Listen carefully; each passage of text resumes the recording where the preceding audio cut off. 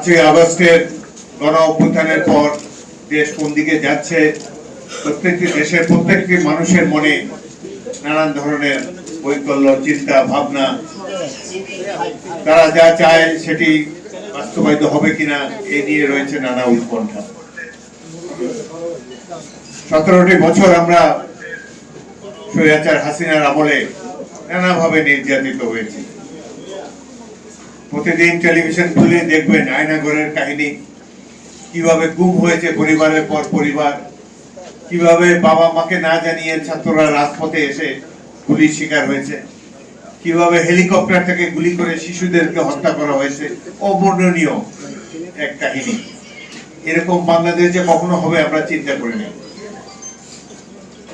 এই শেখ হাসিনার শাসন আমাদেরকে স্মরণ করিয়ে দেয় এখানে 9 মাসের শাসনের কথা। তার আগেও বিভিন্ন সময় নির্যাতিত হয়েছি আমরা।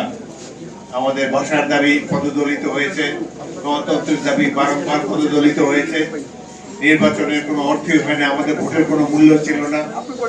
নানাভাবে বাংলাদেশের মানুষ দিনের পর দিন, বছরের পর বছর সংগ্রাম করে এসেছে। তারপর আমরা এখানে এসেছি। অবশেষে ইতিহাসে নিষ্ঠুরতম শাসক শেখ হাসিনার অত্যাচার, নিপীড়নে সারা দেশে যখন মানুষ কম্পমান, আল্লাহর আরশ কেঁপে উঠেছে নির্যাতিত মানুষের ফরিয়াদে, তখন এক সময় আল্লাহর রহমতে এই দুঃশাসনের হাত থেকে আমরা মুক্তি পেয়েছি। আমি কৃতজ্ঞতা জানাতে চাই ছাত্র, তরুণ এবং তাদের অভিভাবকদেরকে, যারা রাজনীতি না করলেও শেখ হাসিনাকে পদদলিত করার জন্য, তার এই দুঃশাসনের অবসান ঘটাবার জন্য যারা রাজপথে নেমে এসেছিলেন, অকুত ভয়ে হাসিনার এই সঙ্গিনের মোকাবেলা করেছেন।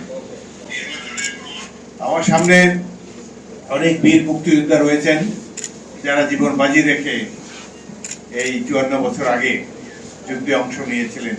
আমাদের চোখে, যে আমরা সবাই তখন বয়সে তরুণ ছিলাম, আমার বয়সে 26 বছর, একটা সুখী সমৃদ্ধ বাংলাদেশের স্বপ্ন আমরা দেখেছিলাম। কিন্তু স্বাধীনতার পর সেই স্বপ্ন ক্রমেই আওয়ামী দুঃশাসনের কারণে হাওয়ায় মিলিয়ে গিয়েছে, রিমান হয়ে গিয়েছে। এই যারা 71 মুক্তিযুদ্ধ দেখেনি তারা কল্পনাও করতে পারে না যে কি দুঃসাহসী ছিল বাংলাদেশের তরুণরা।